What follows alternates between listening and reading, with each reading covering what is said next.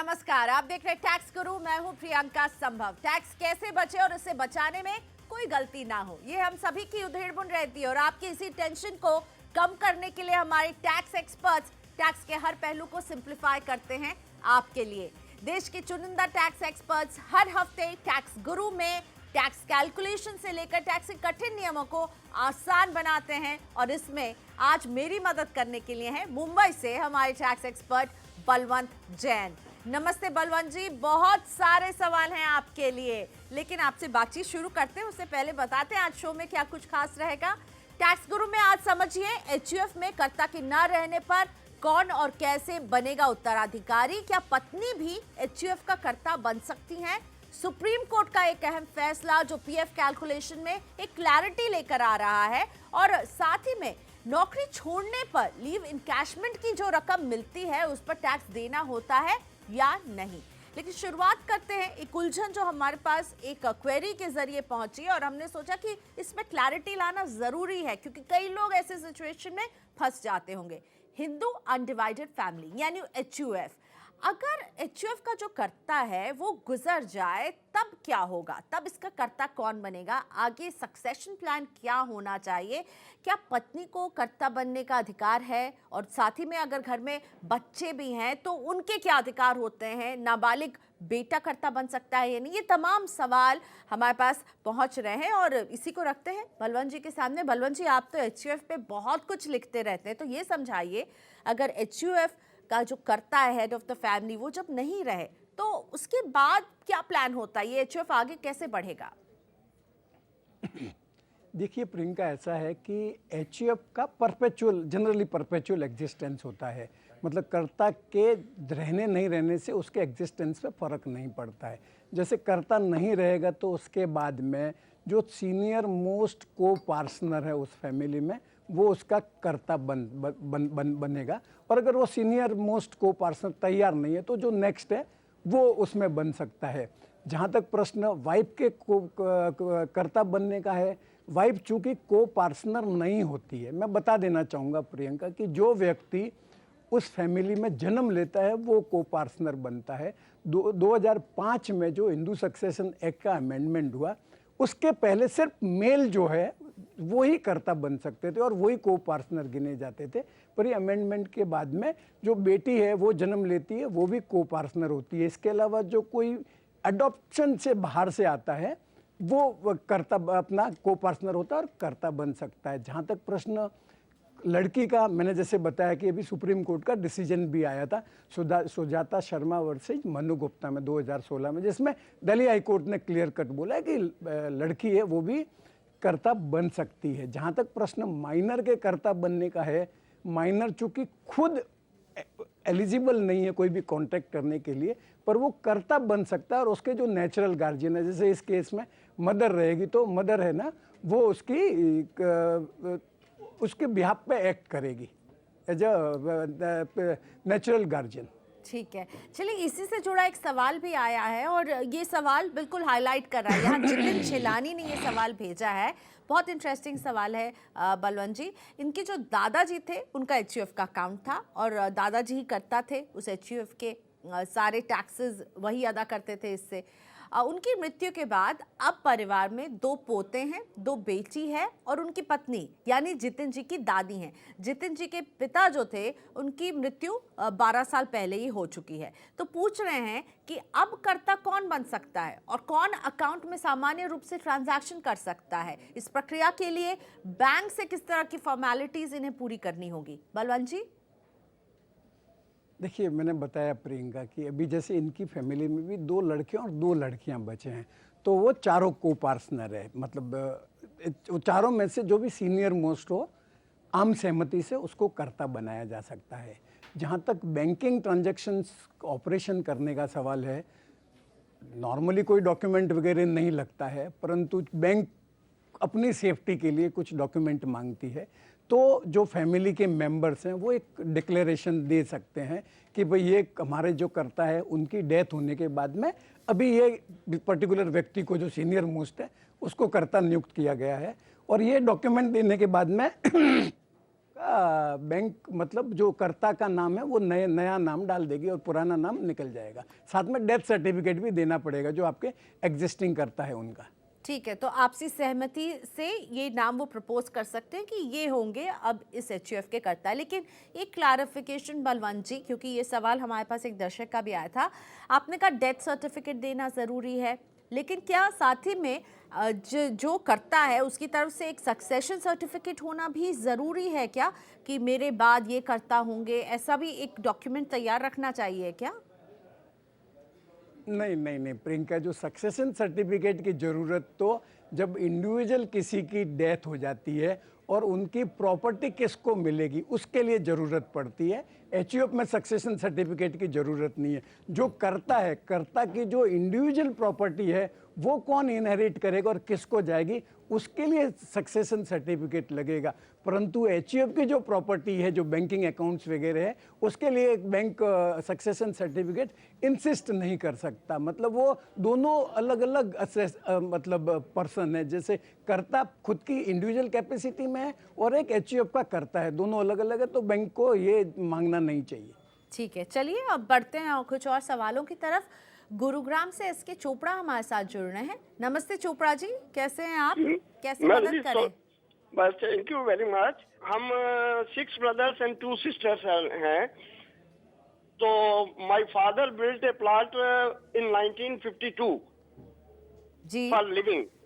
तो वो क्या नाम है, उनकी डेथ 1986 में हो गई और मदर की भी डेथ 2005 में हो गई। हमारा यंगर ब्रदर एक उस प्रॉपर्टी में रह रहा था 2013 तक। 2015 में हमने किसी इन्वेस्टर को दिया, उसने इस प्रॉपर्टी को 4 फ्लोर में कन्वर्ट कर दिया। तो 1 फ्लोर हमने ब्रदर को फ्री दे दिया फॉर लिविंग, 1 फ्लोर हमने बिल्डर को, इन्वेस्टर को जिसने ये बनाया उसको फ्री में दे दिया, और 2 फ्लोर अभी बाकी हैं जो कि फॉर सेल है। इसमें से 1 फ्लोर हमने अभी 10-15 दिन पहले 35 लाख में बेचा है। तो दूसरा फ्लोर भी रफली इसी प्राइस में जाएगा।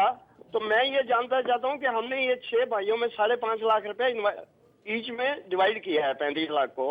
तो ये कोई टैक्सी कैपिटल गेन इनवाइट करेगा या कोई गिफ्ट मनी हो जाएगी हमारे पेरेंट्स से? देखिए चोपड़ा जी, ऐसा है, आपके पेरेंट्स की तो डेथ काफ़ी टाइम पहले हो गई, तो उनकी डेथ के बाद में मतलब ये प्रॉपर्टी आप लोगों के हाथ में, 6 भाई है उनके हाथ में आ गई, वो आपकी जॉइंट प्रॉपर्टी हो गई। जहाँ तक प्रश्न कैपिटल गेन का है, जैसे आपने एक जो फ्लोर है आपके भाई को दे दिया, एक इन्वेस्टर डेवलपर को दे दिया और 2 ये बेचना चाहते हैं। चूँकि आपके 6 भाई है और ये 4 भाग हो रहे हैं तो थोड़ा सा कॉम्प्लिकेटेड है, परंतु मैं बेसिक आपको बता देता हूँ कि जो 2 फ्लोर आप बेचने वाले हैं उस पर आपको कैपिटल गेन लगेगा। चूँकि आप ये प्लॉट ट्रांसफ़र कर रहे हैं तो जो 1 फ्लोर आपके ब्रदर को मिला है उनको सेक्शन 54F में एग्जेम्पशन क्लेम कर सकते हैं। और जो प्लॉट की कीमत के लिए, क्योंकि आपका फादर का बहुत पुराना खरीदा हुआ है, तो आप 2001 को जो प्लॉट की जो मार्केट वैल्यू थी जिसके लिए आप वैल्यूएशन सर्टिफिकेट ले सकते हैं, उसको आज की तारीख तक इंडेक्सेशन करके आप कैपिटल गेन कंप्यूट कर सकते हैं। परंतु मैं आपको एक सुझाव देना चाहूँगा कि आपका केस थोड़ा कॉम्प्लिकेटेड है, क्योंकि ये रीडेवलपमेंट का जो लॉ है इनकम टैक्स का वो 2018 में चेंज हो गया है। तो आप कोई क्वालिफाइड चार्टर्ड अकाउंटेंट की मदद लेके ही ये टैक्स कैलकुलेशन और टैक्स लाइबिलिटी कैलकुलेट करिएगा। और अब गोवा से हमारे साथ जुड़ रहे हैं पंडारी नाथ वसंत बुकम। मिस्टर बुकम, स्वागत है आपका, कैसे मदद करें, क्या समस्या आ रही है बताइए। मैडम, मैं गोवा से बुक्कम बात कर रहा हूँ जी। मैं तो एक रिटायर्ड हूँ जी। और वही कंपनी ने मुझे वापस रिटर्नरशिप में रखा है। ओके। और इसके लिए मुझे एक फिक्स अमाउंट मिलता है, उसके ऊपर 10% टीडीएस वो लोग काटते हैं। मुझे ईपीएफ का पेंशन भी मिलता है और मुझे ये साल में एलआईसी का म्यूचुअल फंड से मुझे थोड़ा अमाउंट भी मुझे इनकम एज ए इनकम मिला है। मुझे थोड़ा डिविडेंड्स भी मिलता है और सेविंग बैंक का इंटरेस्ट भी मिलता है। मेरा सवाल पूछने का ये है कि मैं कौन सा आईटीआर में भर सकता हूँ और क्या मैं सेक्शन 80 की सी के अंदर मैं 1.5 लाख का रिबेट ले सकता हूँ और हाउस रेंट का भी रिबेट ले सकता हूँ? देखिए बुकम साहब, ऐसा है कि आप जैसे बता रहे हैं कि आपके रिटायरमेंट के बाद में आपकी कंपनी ने आपको एज ए कंसल्टेंट रिटेन किया है, तो ये जो इनकम आपको होगी वो सैलरी इनकम नहीं होगी, ये आपकी बिजनेस और प्रोफेशन इनकम होगी। और उस पर जैसे आप बता रहे हैं कि टैक्स भी कटता है, तो आपको अगर अभी जैसे ये करंट ईयर का तो ITR अभी मार्च के बाद में नोटिफाई होंगे, परंतु अगर सेम फॉर्म रहते हैं तो आपको ITR 3 फाइल करना पड़ेगा।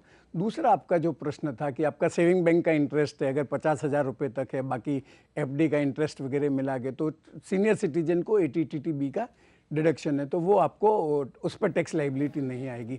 जहाँ तक प्रश्न है, आप कह रहे हैं कि मैं ATC का 1.5 लाख का डिडक्शन क्लेम कर सकता हूँ, कहाँ क्यों नहीं कर सकते आप? जो आपकी एलिजिबल आइटम है, जैसे आप NSC ले सकते हैं, सीनियर सिटीजन सेविंग स्कीम में डाल सकते हैं, बैंक FD में डाल सकते हैं, बहुत सारे एवेन्यूज हैं, तो आप क्लेम कर सकते हैं। डिविडेंड आपके हाथ में टैक्स फ्री है। आपका जो LIC से पैसा आया है वो डिपेंड करेगा कि आपने जब पॉलिसी ली थी तब उसका प्रीमियम कितना था। अगर 2002 के पहले लिया हुआ है तो आपका जो प्रीमियम है वो अगर 20% से ज़्यादा तो टैक्सेबल है, अगर 20% से कम था तो वो टैक्स फ्री है, तो वो आपको देखना पड़ेगा। और यहीं पर हम लेंगे एक छोटा सा ब्रेक, अभी वापस आ रहे हैं। ब्रेक के बाद निजी कंपनी में काम करने वालों के लिए एक खुशखबरी, PF कैलकुलेशन को समझिए कैसे ये आपको फायदा दिलवाएगा। आगे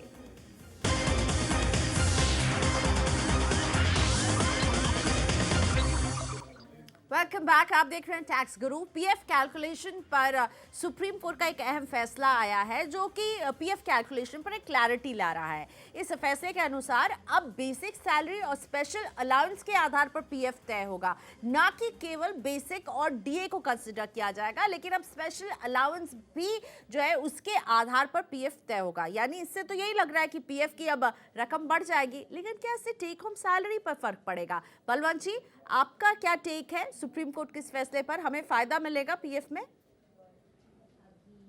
देखिए प्रियंका, ऐसा है कि 28 फरवरी को डिसीजन आया जिसमें सुप्रीम कोर्ट ने कहा है कि ये जो PF का जो कंट्रीब्यूशन होता है 12% का, वो कैलकुलेट करने के लिए आपकी बेसिक सैलरी के अलावा वो सब जो अलाउंस है जो यूनिवर्सली सब एम्प्लॉय को मिलते हैं, मतलब अगर वो जो पैसा आपको मिलता है वो आपकी एफिशिएंसी, आउटपुट, परफॉर्मेंस के बेसिस पे नहीं है, तो वो भी आपको कंसीडर करना पड़ेगा बेसिक सैलरी पे, और उसके बेसिस पे आपका PF का कंट्रीब्यूशन होगा। तो जैसे आपकी परफॉर्मेंस लिंक्ड इंसेंटिव वगैरह है, HRA वैसे भी एक्सक्लूडेड है, तो ये कंसीडर नहीं किया जाएगा। परंतु नॉर्मली कंपनीज क्या है, सैलरी बेसिक सैलरी कम रखती है और बाकी स्पेशल अलाउंसेज में देती है। जो स्पेशल अलाउंसेज जो अभी तक अगर कंसीडर नहीं किया गया है तो अभी वो बेसिक सैलरी का पार्ट हो गया, आपको जो एम्प्लॉयर को उतना काटना पड़ेगा और ख़ुद को भी कंट्रीब्यूट करना पड़ेगा। जहाँ तक इन हैंड सैलरी की बात है, जिनकी जो पे है, जो 15,000 की लिमिट है, 15,000 के से कम है उनके लिए ही एप्लीकेबल है, ऊपर वालों के लिए ऑप्शनल है। तो अगर 15,000 से कम आपकी सैलरी है तो आपकी बेस सैलरी में वो स्पेशल अलाउंस बढ़ जाएगा, तो आपकी जो डिडक्शन है वो बढ़ जाएगी। कुछ केसेज में क्या होता है, आपको आपका एम्प्लॉयर सिर्फ 15,000 ही कंसीडर करता है PF डिडक्शन के लिए और बाकी कंसीडर नहीं करता है, तो उन लोगों के लिए कोई फ़र्क नहीं पड़ेगा क्योंकि वैसे भी उनका 15,000 रुपये ही है। परंतु कुछ कंपनीज में जितनी आपकी बेसिक सैलरी है उसके पूरे पे एम्प्लॉयर आपका PF काटता है और खुद भी कंट्रीब्यूट करता है। तो ऐसे जो पहले वाला केस और ये तीसरा वाला केस है, उस केसेज में आपके इन हैंड सैलरी आपकी कम हो जाएगी। सेकंड वाला केस है जो जिसमें 15,000 रुपये कंट्रीब्यूशन होता है, उस पर कोई फर्क नहीं पड़ेगा। चलिए अब अपने दर्शकों के सवालों का रुख करेंगे। रोहतक से रोहित अरोड़ा जुड़ रहे हैं हमारे साथ। रोहित जी नमस्ते, बताइए टैक्स को लेकर कहाँ फंस रहे हैं आप, क्या परेशानी है? Good afternoon to everybody. My question is actually मैंने HRA जो है वो डिक्लेयर नहीं किया अपनी कंपनी में। अब नाउ बिकॉज ये क्या मैं ITR में क्लेम कर सकता हूँ और ये टैक्स सेविंग में आ सकता है? Because I have the. देखिए रोहित जी, ऐसा है कि हाँ मैं समझ गया मैं। रोहित जी देखिए, ऐसा है कि जो HRA है वो आपको इनकम टैक्स एक्ट के तहत मिलता है। एम्प्लॉयर का रिस्पॉन्सिबिलिटी होता है आपसे प्रूफ कलेक्ट करने का, जिससे वो अप्रोप्रिएट टैक्स काटे, मतलब कम टैक्स नहीं कटे। परंतु अगर आपने अपने एम्प्लॉयर को रेंट रिसीट वगैरह नहीं दी है तो भी आप जब अपना ITR फाइल करें तब आप क्लेम कर सकते हैं प्रोवाइडेड, मतलब आपकी एलिजिबिलिटी बनती है, जो एचआरए के लिए जो एलिजिबिलिटी की कंडीशन है वो आप सेटिस्फाई करते हैं। मेरा सुझाव रहेगा कि आपकी जो रेंट रिसीट और एग्रीमेंट वगैरह है वो आप संभाल के रखिए, क्योंकि आप जब आईटीआर में क्लेम करेंगे, आप आज की तारीख में कोई भी डॉक्यूमेंट अटैच नहीं कर सकते हैं, तो कभी भी आपका केस डिटेल्ड स्क्रूटिनी के लिए अगर सिलेक्ट होता है और इनकम टैक्स ऑफिसर आपसे प्रूफ मांगता है तो तभी आपको वो प्रूफ देना पड़ सकता है। तो आप प्रूफ संभाल के रखिए और जब भी आप ये आईटीआर फाइल करें तब एचआरए का क्लेम ले लीजिए।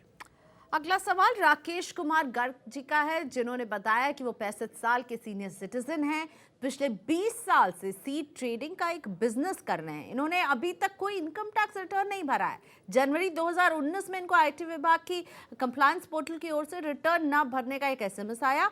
पोर्टल पर लॉगिन करने के बाद राकेश को पता चला है कि वित्त वर्ष 2016-17 और 17-18 में कुछ ट्रांजैक्शन हुए हैं और अब पूछ रहे हैं कि वित्त वर्ष 2016-17 के लिए आईटीआर फाइल करना चाहिए, अगर हाँ तो किस सेक्शन के तहत और क्या पेनल्टी भी अब इन्हें देनी होगी। बलवंत जी।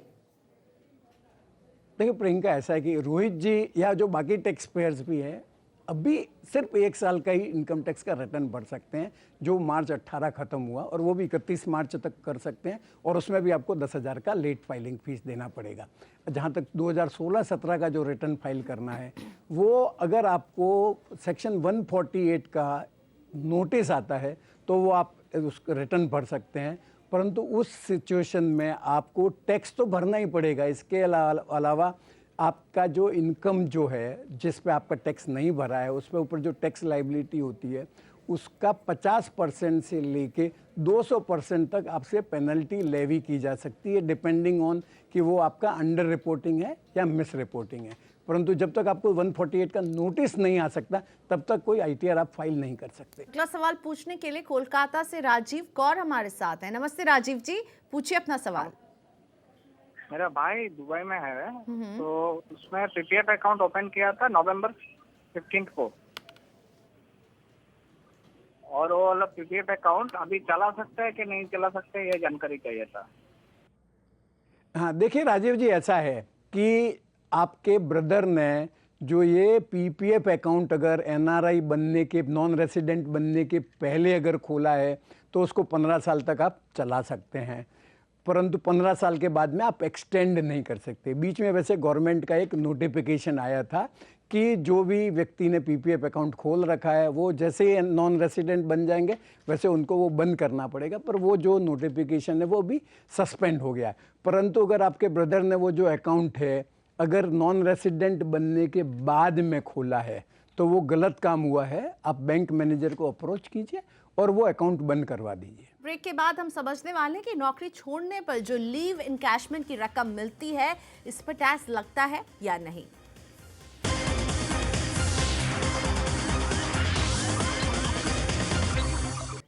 Welcome back. टैक्स से जुड़े आपके तमाम सवालों का जवाब लेकर हम टैक्स गुरु में हाजिर रहते हैं, और अब मेरे साथ जामनगर से उदय जी जुड़ रहे हैं अपने सवाल के साथ। नमस्ते उदय जी, कैसे मदद करें आपकी, हम बताइए। नमस्ते मैडम।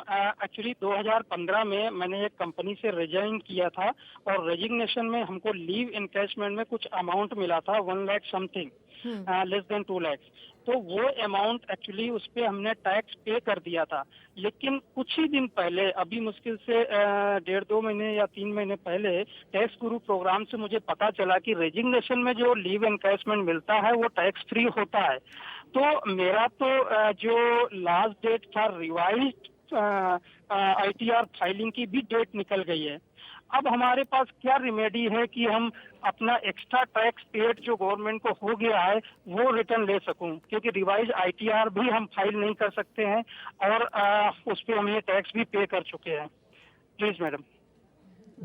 देखिए उदय जी, ऐसा है कि चूंकि आपका रिटर्न रिवाइज करने का टाइम निकल गया, क्योंकि असेसमेंट हो गया है, आपको इंटीमेशन वगैरह मिल गया होगा, तो ऐसी परिस्थिति में अगर आपको लगता है कि कोई ऐसी मिस्टेक हो गई है जो इनकम टैक्स के रिकॉर्ड पे है, मतलब रिकॉर्ड से ही पता लगाया जा सकता है कि भाई ये कुछ गलत हो गया, तो आप सेक्शन 154 है उसके तहत एक rectification of mistake apparent from record का एप्लीकेशन कर सकते हैं और ये रिफंड क्लेम कर सकते हैं। परंतु यह आपको असर्टेन करना पड़ेगा कि आपने जो लीव एनकेशमेंट पे टैक्स भरा है तो वो इनकम टैक्स के रिकॉर्ड पे कहीं वो दिखता है क्या कि वो लीव एनकेशमेंट थी। अगर आपके फॉर्म 16 पे लीव एनकेशमेंट दिखता है, या अगर एम्प्लॉयर ने अगर दिया है आपको इनकम टैक्स डिपार्टमेंट को, उसमें अगर कहीं दिखता है तो आपको ये सेक्शन 154 का रेक्टिफिकेशन का एप्लीकेशन करना है। ये एप्लीकेशन आपको जिस साल में असेसमेंट होता है उस साल के ख़त्म होने के बाद में 4 साल के भीतर भीतर कर सकते हैं। तो आपके पास जो रेक्टिफिकेशन की एप्लीकेशन करने का टाइम है, आप एप्लीकेशन कर सकते हैं। ठीक है, तो रेक्टिफिकेशन के जरिए उदय जी आपको मदद मिल सकती है, विंडो भी है आपके पास अभी इस रेक्टिफिकेशन को डालने के लिए। Thank you so much Balwant ji, आपने हमारे दर्शकों के टैक्स से जुड़े इतने सारे सवालों का जवाब दिया।